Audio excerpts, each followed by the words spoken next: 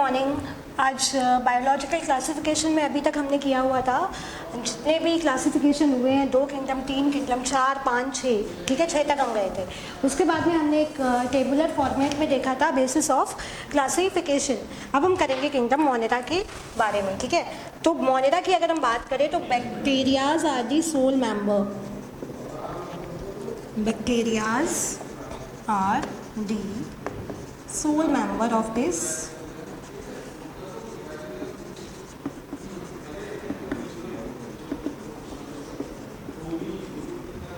ठीक है। Kingdom Monera में हमको किसको देखना है? बैक्टीरियाज को। अगर आपको वो टेबल याद होगी तो आपको पता होगा बैक्टीरियाज कैसे होते हैं। Bacterias are unicellular. अभी हम केवल इनके बारे में जनरली डिस्क्राइब कर रहे हैं। तो बैक्टीरियाज आर यूनिसेलुलर। प्रोकैरियोट थे या यूकैरियोट थे? प्रोकैरियोट्स थे, ठीक है। तो bacterias are prokaryotic organism.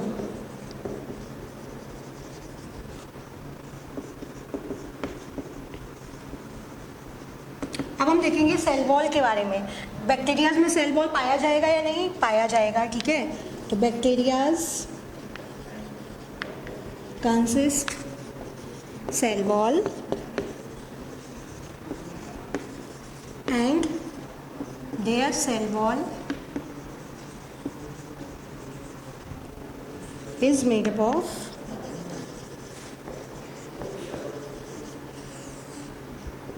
Polysaccharide. और पॉलीसेक्राइड में भी मोर ओवर कौन है अपना? पेप्टिडोग्लाइकन। कंफर्म हुआ? क्लियर हुआ?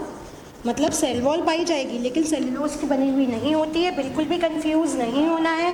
किसकी बनी है? पॉलीसेक्राइड, और जो कि क्या है? पेप्टिडोग्लाइकन से मिलके बनी होती है। अगर हम इनके मोड ऑफ न्यूट्रिशन की बात करें,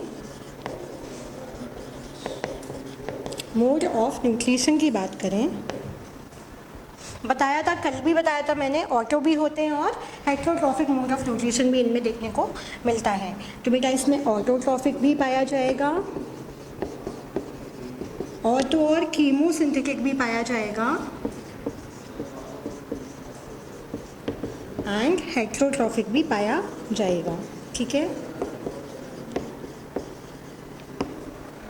वहीं अगर हम रिप्रोडक्शन की बात करें इनके,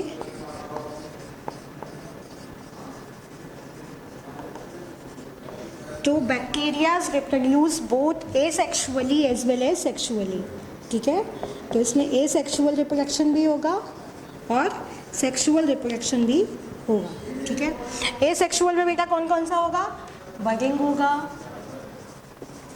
बाइनरी फिजन होगा,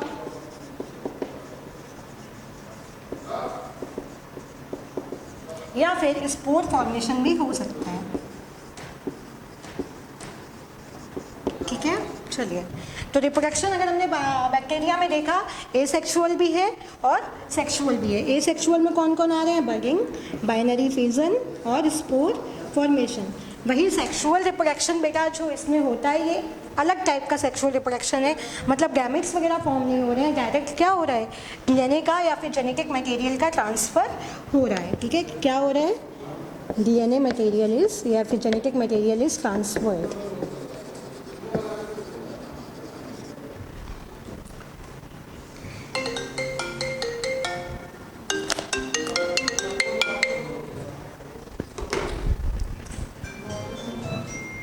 सेक्सुअल रिप्रोडक्शन इन बैक्टीरिया, ये थोड़ा सा इंटरेस्टिंग है और थोड़ा सा ध्यान से सुनिएगा। ये जो सेक्सुअल रिप्रोडक्शन इनमें हो रहा है, ये जस्ट लाइक ह्यूमंस नहीं है, मतलब हमसे कम्प्लीटली डिफरेंट है, ठीक है। सेक्सुअल रिप्रोडक्शन से कम्प्लीटली डिफरेंट है। क्या हो रहा है? डीएनए की जो कॉपी है या जो जेनेटिक मटेरियल है वो बस ट्रांसफ़र किया जाता है। Genetic material is being transferred,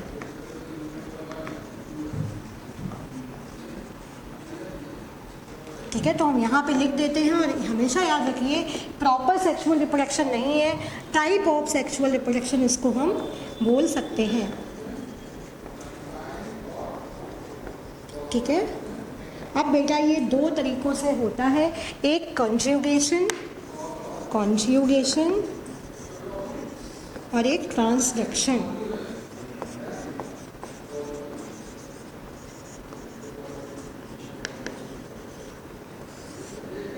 ठीक है, अब बेटा ट्रांसडक्शन में क्या होता है, देखिए ध्यान से सुनिएगा, बहुत बार इससे क्वेश्चन बने हैं और 100% इससे क्वेश्चन बनते हैं, आपको बिल्कुल इसको याद रखना है। ट्रांसडक्शन में क्या होता है, देखिए मान लो ये बैक्टीरिया ए है, क्या है, बैक्टीरिया ए है। ये बेटा अपना जेनेटिक मटेरियल जो है वो किसी वेक्टर को दे देगा। किसको दे देगा, वेक्टर। किसको देगा, वेक्टर को। अब ये जो वेक्टर है ये फाइनली बैक्टीरिया बी में जाके उसको ट्रांसफ़र कर देगा। समझ में आया? तो बेटा किसके थ्रू मीडिएट हो रहा है, वेक्टर के थ्रू। तो ट्रांसडक्शन के बारे में हम लिख सकते हैं कि this mode of reproduction is carried out by phase vectors and these vectors can be bacteriophage. ऐसे वेक्टर्स जो कि बैक्टीरिया से भी स्मॉल हो और उनको भी अफेक्ट कर सके, तो बैक्टीरियोफेज वायरस। तो बेटा ये वेक्टर्स कौन होते हैं, वायरसेस होते हैं। ऑब्वियसली वायरस, बैक्टीरिया से छोटा कौन होगा, वायरस, तो वो ही इनको कैरी करके ले जा सकेंगे। तो बेटा समझ में आया। सेक्सुअल रिप्रोडक्शन में बैक्टीरिया के हमने क्या देखा कि जो बैक्टीरियल सेक्सुअल रिप्रोडक्शन है उसमें जेनेटिक मटेरियल जो है वो एक से दूसरे में ट्रांसफ़र किया जा रहा है। अब ये दो तरीके से हो सकता है, एक by the process of conjugation और एक by the process of transduction. Transduction में क्या हो रहा है, they are requiring a intermediate, उनके बीच में एक इंटरमीडिएट उनको चाहिए। फॉर एग्जांपल अगर मान लो एक बैक्टीरिया ये है, एक ये है, तो बीच में एक वायरस आएगा जिसको हमने क्या बोला, फेज वेक्टर। ये अपना जेनेटिक मटेरियल अपने वायरस को देगा, ये वायरस जाके बैक्टीरिया बी में उसको इंजेक्ट करके फाइनली जीन ट्रांसफ़र कर देगा। तो इस टाइप के सेक्सुअल रिप्रोडक्शन हमको देखने को मिलते हैं। दोबारा एक बार रिवाइज करते हैं, सोल मेंबर, देन यूनिसेलुलर होते हैं, उसके बाद में प्रोकैरियोटिक ऑर्गेनिज्म होते हैं, उसके बाद में सेल वॉल इनमें पाई जाएगी, किसकी बनी होगी, नॉन सेलुलोजिक है, किसकी बनी होती है, पैप्टिडोग्लाइकन की। मोड ऑफ न्यूट्रिशन की बात करें तो ऑटोट्रॉफिक भी है, कीमोसिंथेटिक भी है और हेटेरोट्रॉफिक भी है। वहीं रिप्रोडक्शन देखें तो एसेक्सुअल भी पाया जा रहा है और सेक्सुअल भी पाया जा रहा है। वहीं अगर सेक्सुअल रिप्रोडक्शन देखें अभी तो हम उसको रिवाइज कर चुके हैं, कितने तरीके में पाया जा रहा है और किस तरीके से हो रहा है। बेटा ट्रांसडक्शन का जो कॉन्सेप्ट है बहुत बहुत बहुत ज़रूरी है। आप जब PYQs सॉल्व करेंगे तो आपको खुद ही पता लगेगा कि कितना ज़्यादा इम्पॉर्टेंट टॉपिक है। अब हम बात करेंगे जेनेटिक मटेरियल की।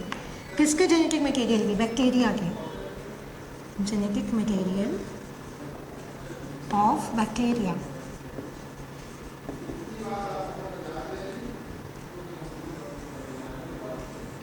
देखिए अगर हम अपने जेनेटिक मटेरियल की बात करें तो हमारा जेनेटिक मटेरियल कैसा होता है, हेलिकल फॉर्म में होता है, डबल हेलिकल फॉर्म में होता है। और कैसा है, डबल स्ट्रैंडेड है, लीनियर फॉर्म में है। और कैसा है, लीनियर है और हेलिकल फॉर्म में है।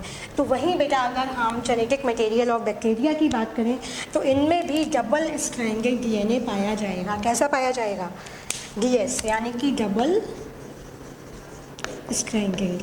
ठीक है, उसके बाद में बेसिक अंतर क्या होता है, देखिए हमारे में कैसा पाया जाता है, लीनियर। बैक्टीरिया के जो सेल हैं उनका जेनेटिक मटेरियल जो होता है बेटा वो इस टाइप का कुछ होता है, यानी कि सर्कुलर होगा। कैसा होगा, सर्कुलर। तो डबल स्ट्रैंडेड सर्कुलर DNA। तो बैक्टीरिया का जो जेनेटिक मटेरियल हो गया वो कैसा हो गया, डबल स्ट्रैंडेड और कैसा है, सर्कुलर है। ठीक है, चाहे वो कोई भी बैक्टीरिया हो, चाहे वो ई कोलाई हो, एशेरिया कोलाई यानी कि लैक्टोबैसिलस, सबका DNA जो है वो कैसा होगा, सर्कुलर होगा। ठीक है, अब क्या हुआ था कि एक साइंटिस्ट आए थे, ग्राम। कौन आए थे, ग्राम, है ना। तो बायोलॉजिस्ट ग्राम ने क्या किया था, बैक्टीरियाज को दो पार्ट्स में डिवाइड किया था, ग्राम पॉजिटिव और gram negative. Gram positive bacteria and then gram negative bacteria.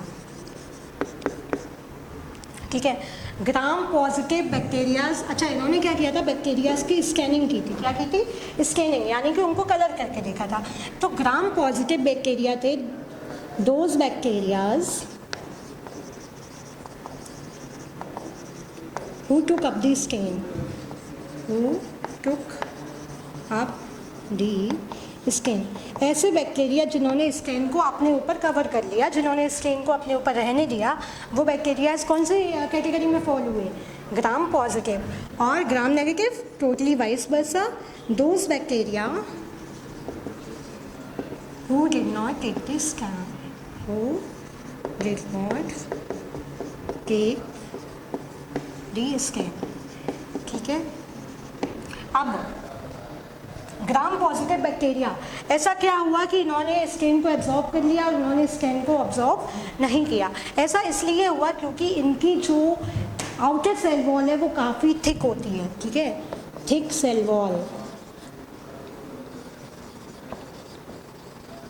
मतलब जब थिक होगी तो वो पेनिट्रेट कर ही नहीं पाएगी, जितना भी स्टेन है उसको क्या कर लेगा? एब्जॉर्ब कर लेगा अपने ऊपर, इसलिए ये स्टेन को दिखाते हैं। तो थिक सेल वॉल इनका होगा और सिंगल मेम्ब्रेन का सेल। तो हम बात कर रहे थे ग्राम पॉजिटिव और ग्राम नेगेटिव बैक्टीरिया की, ठीक है। तो ग्राम पॉजिटिव, आखिर ग्राम पॉजिटिव क्यों है, मतलब कि वो स्टेन को क्यों ले रहे हैं अपने ऊपर, और ग्राम नेगेटिव जो है वो स्टेन को क्यों नहीं ले रहे हैं। तो उसका पहला पॉइंट हमने देखा था कि इनकी जो सेल वॉल होती है वो काफ़ी थिक होती है, तो वो एब्जॉर्ब कर लेती है, मतलब पेनिट्रेट नहीं हो पाता है। यहाँ पे इनकी लेयर कैसी है? थिन है, मतलब पतली लेयर है जो कि एब्जॉर्ब नहीं कर पाती है स्टेन को, और वो स्टेन नहीं रोक पाता है। और आगे अगर हम बात करें तो इनका जो मेम्ब्रेनस वॉल होता है ग्राम पॉजिटिव का, वो सिंगल रहता है और ये डबल लेयर्ड होती है, ठीक है। तो ये हो गया इनके बारे में। अब हम बात करेंगे बैक्टीरियाज की हैबिट और हैबिटेट के बारे में, कि मतलब कहाँ पाए जा रहे हैं। तो बेटा ये कॉस्मोपॉलिटन होते हैं। कॉस्मोपॉलिटन मतलब सर्वव्यापी, हर जगह पाए जाने वाले, ठीक है। अगर आप एक अपने हाथ में मिट्टी का ढेर लेते हैं तो कम से कम उसमें 10,000 से 20,000 बैक्टीरिया आपको देखने को मिल जाएंगे। आपकी स्किन पे इस टाइम पे करीब 100 से 200 बैक्टीरिया चल रहे होंगे। तो बेटा ये कैसे होते हैं? कॉस्मोपॉलिटन। ये ऐसे हैबिटेट में भी पाए जाते हैं जहाँ पर लाइफ पॉसिबल भी नहीं होती है, ठीक है। तो ये एक्सट्रीम एनवायरनमेंट्स में भी आपको देखने को मिल जाएंगे, ठीक है। तो पहला हमारा क्लासिफिकेशन था on the basis of cell membrane की थिकनेस। किसने दिया था? ग्राम, ठीक है, ग्राम पॉजिटिव और ग्राम नेगेटिव। दूसरा जो हमारा क्लासिफिकेशन है वो है बेस्ड ऑन दी शेप। दूसरा क्लासिफिकेशन हमारा होगा बैक्टीरियाज का बेस्ड ऑन शेप। पूरे यूनिवर्स में, पूरे नेचर में सिर्फ 4 ही तरीके के बैक्टीरियाज पाए जाते हैं। सबसे पहले होते हैं राउंड या फिर कोकस शेप्ड। कैसे? राउंड या फिर कोकस शेप्ड। वहीं अगर हम बात करें दूसरे कैटेगरी की तो इसमें आएंगे अपने बेसिलस या फिर रॉड लाइक। तीसरी कैटेगरी होती है विब्रियो शेप्ड, और चौथी कैटेगरी होती है स्पाइरलम शेप्ड। स्पाइरलम शेप्ड, ध्यान से सुनिएगा। कोकस राउंड यानी कि जो बैक्टीरियाज होंगे वो कैसे होंगे? राउंड शेप में आपको देखने को मिलेंगे, गोल गोल होंगे, ठीक है। बेसिलस रॉड शेप में बैक्टीरियाज जो होंगे वो रॉड शेप में देखने को मिलेंगे, ठीक है।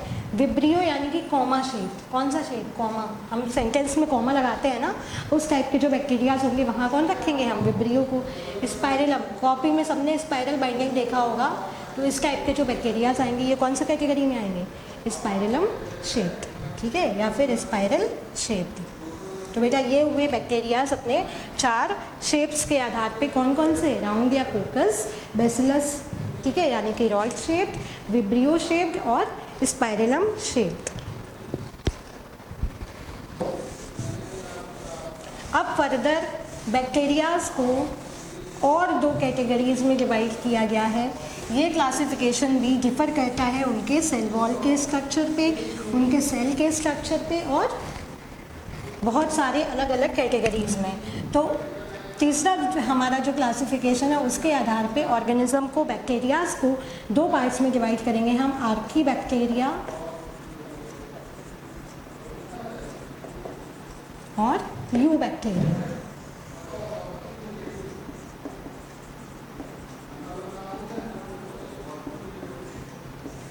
ठीक है। अब आर्की बैक्टीरिया वो बैक्टीरिया है जो है तो बैक्टीरिया, आ तो मोनेरा में रहे, लेकिन इनके जितने भी शौक हैं वो सारे यूकैरियोटिक सेल जैसे हैं। जितने भी इनके शौक हैं वो इनको यूकैरियोटिक सेल वाले ही होते हैं, लेकिन ये किस कैटेगरी में फॉल कर रहे हैं? आर्की बैक्टीरिया में। अच्छा, उससे पहले एक चीज़ जानना और ज़रूरी है कि बैक्टीरिया में लोकोमोटरी ऑर्गन्स कौन से होंगे। तो लोकोमोटरी ऑर्गन्स अगर बैक्टीरिया में पाए जाएंगे तो वो होते हैं बेटा फ्लैजिला। क्या पाए जाएंगे? फ्लैजिला। इसके अलावा कुछ बैक्टीरियाज ऐसे होते हैं जिनमें एसेसरी ऑर्गन्स भी पाए जाते हैं। एसेसरी ऑर्गन्स दैट इंक्लूड पिलाई एंड फिम्ब्रिए। पिलाई एंड फिम्ब्रिए। अब जो फिम्ब्रिए होते हैं बेटा ये इस टाइप के होंगे। देखिए जैसे ये वाले बैक्टीरिया है, ठीक है, ये छोटे वाले जो होते हैं ना, एकदम smaller in size and more in number, ये क्या होते हैं? फिम्ब्रिए। और जो हमारे पिलाई होंगे वो बेटा लेस इन नंबर होंगे और लार्जर इन साइज होंगे। तो पिलाई और फिम्ब्रे में कभी भी कंफ्यूज मत होना, they are not locomotory organs. They are not locomotory organs, ठीक है। इनफैक्ट ये क्या काम करेंगे? बैक्टीरिया को बैलेंस करने में हेल्प करेंगे। बैक्टीरिया को मूवमेंट में ये कोई भी मदद नहीं करता है, लोकोमोशन में कोई भी हेल्प नहीं करेगा। किस में हेल्प करेगा? बैलेंसिंग में हेल्प करेगा या फिर उनको प्रे कैच करने में हेल्प करेगा। कहीं कहीं पे ये जो पिलाई होती है ऐसे सेक्स ऑर्गन भी काम कर लेते हैं, ठीक है। चलिए इतना और ये और बताना था इसके बारे में। अब हम बात करेंगे आर्की बैक्टीरिया और यू बैक्टीरिया के बारे में। तो यू बैक्टीरिया वो बैक्टीरिया हैं जो कि सच्चे बैक्टीरिया हैं। अगेन जब से बायोलॉजी पढ़ा रही हूँ तब से बता रही हूँ कि यू मतलब ट्रू, बायोलॉजी में यू का मतलब ट्रू। तो ये बेटा ट्रू बैक्टीरियाज होते हैं। वहीं हम आर्की बैक्टीरिया की बात करें तो these are found in extreme environment. These are found in extreme environment, मतलब ऐसे बैक्टीरिया जो ऐसे सरफेसेस में भी पाए जा रहे हैं जहाँ लाइफ पॉसिबल नहीं है। For example extremely salty areas. अगर हमको बहुत ज़्यादा नमक के पानी में बहुत देर के लिए डाल दिया जाए तो क्या होगा? नहीं बच पाएंगे शायद, क्योंकि इलेक्ट्रोलाइट्स का फ्लो इतना ज़्यादा हो जाएगा। तो ये ऐसे बैक्टीरियाज हैं जो कि बहुत ज़्यादा नमकीन पानी में भी पाए जाते हैं, इन एक्सट्रीम सॉल्टी एरियाज़। ऐसे बैक्टीरियाज को बेटा हम बोलेंगे हेलोफाइल्स।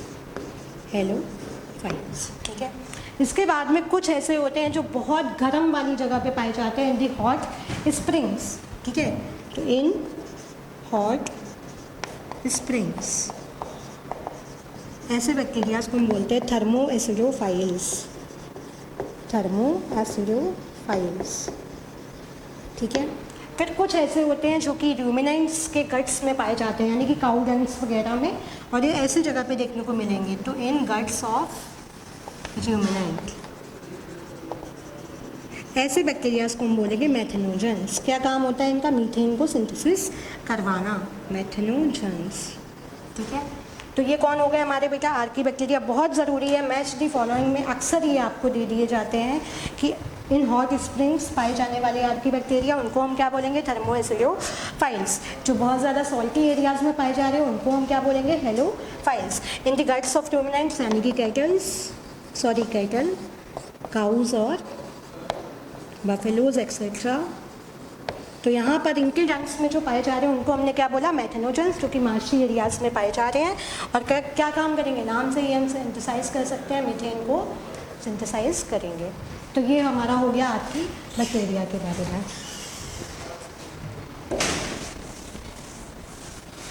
अब हम एक बार बस बैक्टीरिया के आउटर कवरिंग को और देख लेते हैं, उसके बाद में हमारे को बस यू बैक्टीरिया डिस्कस करना है और माइकोप्लाज्मा, इसके बारे में डिस्कस करके हमारा जो मोनेरा है वो अगले लेक्चर में हम ख़त्म कर लेंगे, ठीक है। चलिए, सपोज दैट ये बैक्टीरिया है, ये क्या है?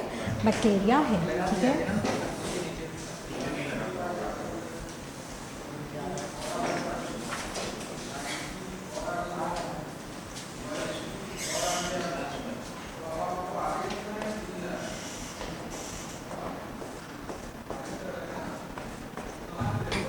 बैक्टीरिया का जो राइबोसोम होता है वो होता है 70S, राइबोसोम 70S, 50S और 30S सब यूनिट से मिलके बना होता है, ठीक है। अब ये देखिए, इनका जो बेटा आउटर मोस्ट हो गई सेल वॉल, ठीक है, बीच में एक और लेयरिंग पाई जाती है ग्लाइकोकैलिक्स, और ये तीनों मिलके बेटा आपस में बना लेते हैं कैप्सूल। क्या बनाएंगे? कैप्सूल। ग्लाइकोकैलिक्स बेटा जो पाया जा रहा है, ये बैक्टीरिया को कहीं पर भी अटैच होने में क्या प्रोवाइड करता है? कहीं पर भी अटैच होने में ये हेल्प करता है। कौन? ग्लाइकोकैलिक्स, ठीक है। सेल वॉल, ग्लाइकोकैलिक्स और आउटर मोस्ट कवरिंग जो हो रही है, ये मिलके क्या बना रहे हैं? कैप्सूल। कैप्सूल देन ग्लाइकोकैलिक्स, इसका बहुत इंपॉर्टेंट फंक्शन है इन अटैचिंग, ठीक है। इसके अलावा अगर लोकोमोटरी है तो ये क्या होंगे? फ्लैजिला। इसके अलावा इंक्लूजन बॉडी पाई जाती है। अच्छा, इनका एक और स्पेसिफिक कैरेक्टर है कि इनमें गैस वैक्यूल पाए जाते हैं।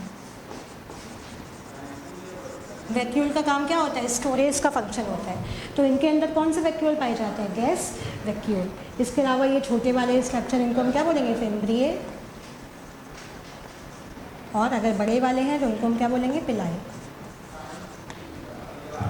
तो इतना हो गया बैक्टीरिया के बारे में। अब इस किंगडम मोनेरा में हमको सिर्फ यू बैक्टीरिया डिस्कस करना बचा है, और साथ ही साथ हम डिस्कस करेंगे माइकोप्लाज्मा के बारे में। अगले लेक्चर में हम इस चैप्टर को भी समाप्त कर लेंगे, इस मोनेरा को समाप्त कर लेंगे, और फिर शुरू करेंगे हम प्रोटिस्टा। तो आज के लिए बस इतना ही, रिवाइज करिएगा। Thank you.